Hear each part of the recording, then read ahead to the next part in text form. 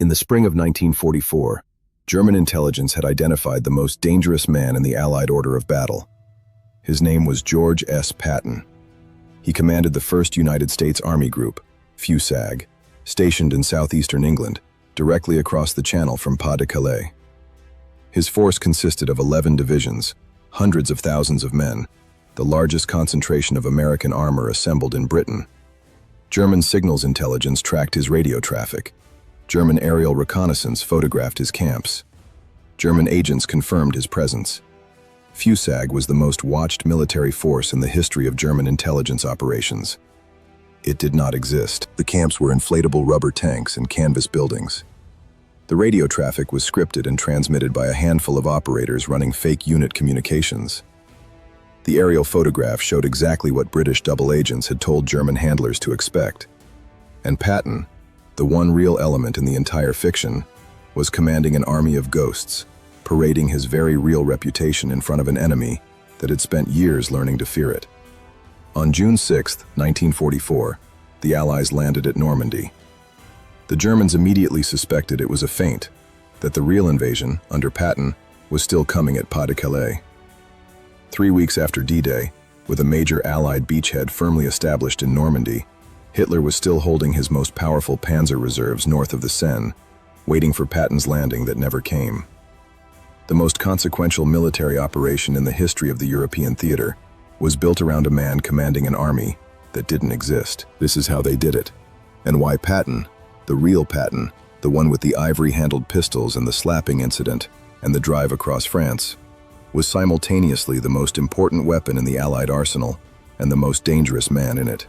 To understand why Patton was the linchpin of the Fortitude deception, and why the Germans were so ready to believe he commanded the main invasion force, you need to understand both what Patton had actually done and what German military intelligence had concluded about him. By the spring of 1944, George Patton had commanded American forces in North Africa and Sicily, with a speed and aggression that German commanders had noted in their after-action reports, with a consistency that amounted to professional respect bordering on alarm. His 7th Army's drive across Sicily in 1943, 38 days to capture an island that German planners had estimated would take significantly longer, had demonstrated a form of armored warfare that the German army recognized as its own doctrine, executed by an adversary. German intelligence assessments of Allied commanders ranked Patton as the most dangerous operational commander the Americans possessed. Not the most senior, Eisenhower was the supreme commander. Not the most politically prominent, that was also Eisenhower. But the most likely to use armor in a way that could produce a breakthrough the Germans couldn't recover from. That assessment was the vulnerability that Fortitude exploited. If Patton was the general the Germans most feared, then Patton should be the general they believed commanded the main invasion. And if the Germans believed the main invasion was still coming, at Pas-de-Calais, where the channel is narrowest and where the route to Germany is most direct, then the panzer reserves positioned to counterattack that landing would be unavailable to drive the actual Allied forces back into the sea at Normandy. The deception required 2 things to work: a convincing fake army for Patton to command, and a convincing reason for the Germans to believe it. The double-cross system, the British operation that had turned virtually every German agent in Britain into a double agent feeding controlled information back to German intelligence, provided both. Double agents reported FUSAG's activities. German signals intelligence confirmed it. German aerial reconnaissance photographed it. Everything pointed to the same conclusion. Patton was at Dover, FUSAG was real, and the main blow was coming at Pas-de-Calais. George Smith Patton Jr. had been working toward this kind of command his entire military life, and had nearly ended his career permanently in the months before D-Day made him indispensable. Patton was 58 years old in 1944. He had been in the Army since 1909, had competed in the modern pentathlon at the 1912 Stockholm Olympics, had served under Pershing in Mexico chasing Pancho Villa, had commanded tanks in World War I, and had spent the interwar years developing the armored warfare doctrine that the American Army had been too underfunded and too cautious to fully implement. When the war came, he was exactly what the Army needed, and exactly what the Army didn't know how to manage.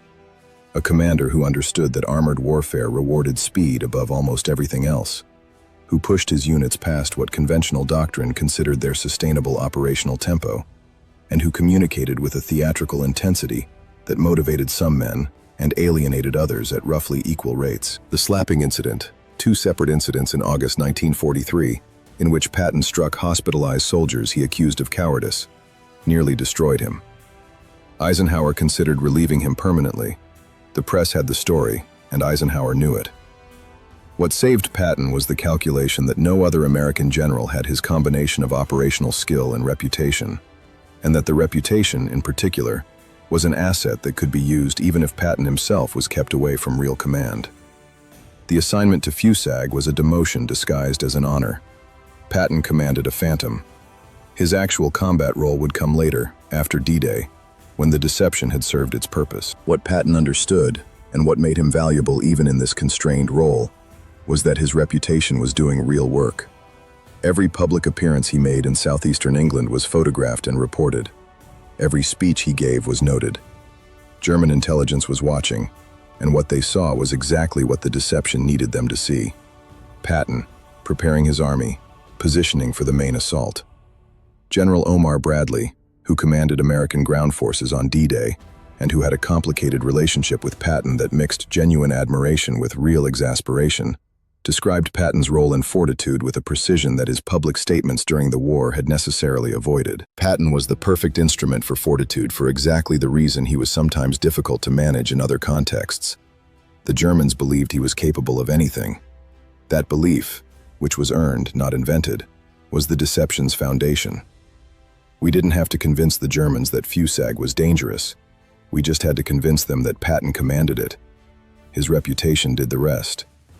In some ways, it was the most effective use of Patton in the entire war, and it required him to do almost nothing except exist and be visible.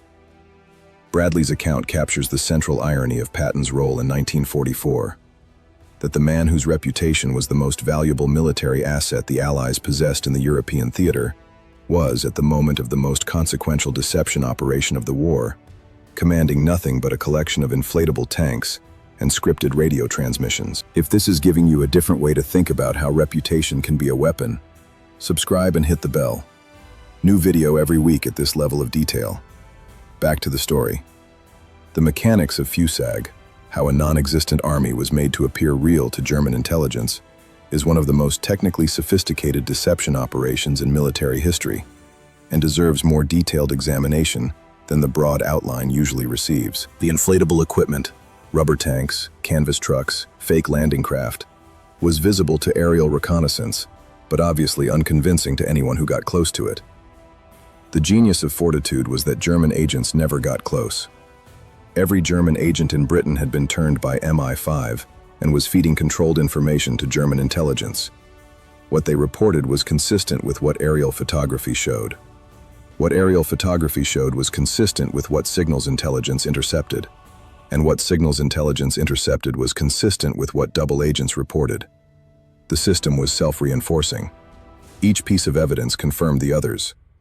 German analysts who might have been skeptical of any single source found their skepticism undermined by the convergence of multiple independent sources, none of which were actually independent. The radio traffic was the most labor-intensive element. FUSAG needed to generate the volume and pattern of communications consistent with a real Army Group headquarters and its subordinate units. A small team of radio operators ran scripted communications traffic, fake orders, fake logistics reports, fake unit identifications, that German signals intelligence intercepted and cataloged as confirmation of FUSAG's existence and activities. The operation required extraordinary discipline from everyone involved, including Patton himself. A single unguarded comment, a single unauthorized briefing, a single piece of evidence that contradicted the FUSAG narrative could have unraveled months of work. Patton understood what was required. Whatever his other qualities, he kept the secret. June 6, 1944. The Allies landed at Normandy. The German response in the first hours and days after D-Day was shaped directly by the fortitude deception, and specifically by the belief that Patton's FUSAG was still positioned for the main assault at Pas-de-Calais. Field Marshal Rommel, commanding Army Group B, had positioned his reserves based on the intelligence assessment that Normandy was a feint. The 15th Army, with its powerful panzer reserves, was deployed north of the Seine. in exactly the position to respond to a landing at Pas de Calais that never came. Hitler's personal intervention compounded the problem. He had ordered that the Panzer reserves could not be committed without his direct authorization. On the morning of June 6th, he was asleep, and his staff refused to wake him. By the time authorization came, the Allied beachhead was established enough to absorb the counterattack. For the next 3 weeks, the deception continued to hold. The double agent Garbo, Juan Pujol Garcia, a Spaniard who had convinced German intelligence he ran a network of British agents and who was actually working entirely for British intelligence, sent a crucial message on June 9th. Garbo reported that his sources confirmed Normandy was a diversion and that the main assault under Patton was still coming at Pas de Calais. The message was received at the highest levels of German command and contributed to the decision to keep the 15th Army north of the Seine for weeks after D-Day.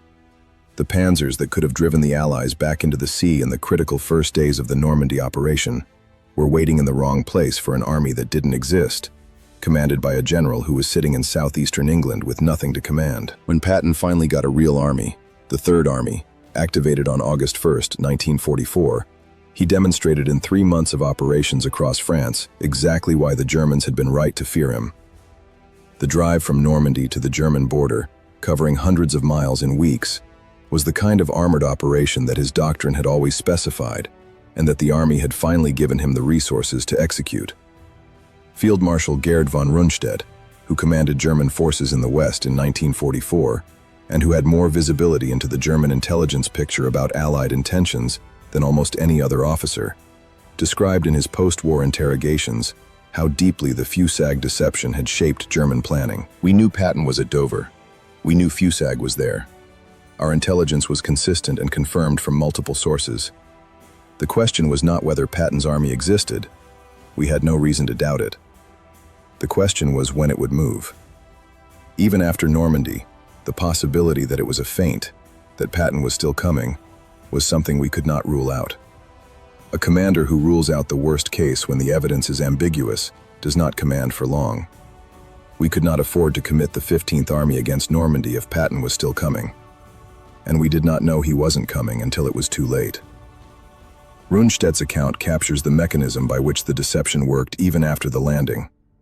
Not by convincing the Germans that FUSAG didn't exist, but by maintaining enough ambiguity that German commanders couldn't safely ignore the possibility that it did. Patton's story has a specific resonance for American audiences that goes beyond the operational history of fortitude and the Third Army's drive across France.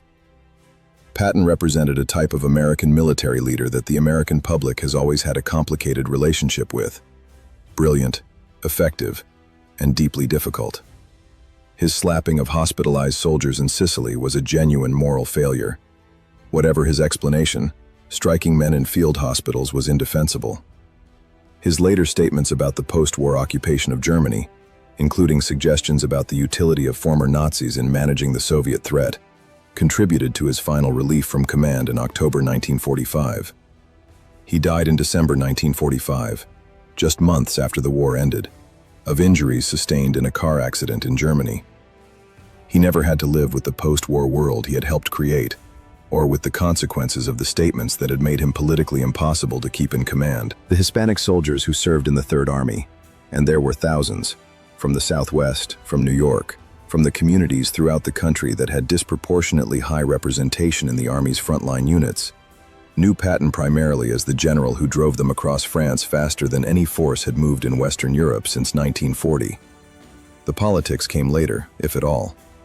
What they experienced was the operational reality, that serving under Patton meant moving, constantly, at a pace that produced results and casualties simultaneously, in proportions that depended on how well the plan held, and how quickly the enemy adapted.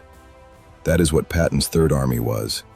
A weapon that cut fast and asked the men inside it to keep up. The story of Patton and FUSAG demonstrates something about military power that pure firepower analysis misses. That reputation is a form of force, and that the enemy's belief in what you are capable of can be as operationally decisive as what you actually do. The Germans committed their reserves incorrectly, not because they lacked information.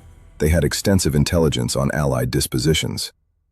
They committed incorrectly because the information they had was wrong in a specific and controlled way, and because one of the true things in that wrong picture Patton's reputation, his actual operational history, the genuine fear German commanders had of what he might do, made the false things more believable. Patton was the weapon that made the deception credible. Without him, without a commander the Germans genuinely feared commanding the fictional army, FUSAG was just rubber tanks and fake radio traffic. With him, it was the most effective military deception in the history of the European theater. The lesson is not that deception is always the right tool. It depends on circumstances that will never be exactly replicated. The lesson is about the relationship between reputation and capability. That what adversaries believe you are capable of shapes their decisions as much as what you actually do, and that building a reputation for a specific kind of danger, the kind Patton had built through North Africa and Sicily, creates strategic options that exist nowhere else. Patton commanded a ghost army. The ghost was real enough to hold 3 panzer divisions north of the Seine for 3 weeks after D-Day. That ghost won the Battle of Normandy, as surely as anything that happened on the beach.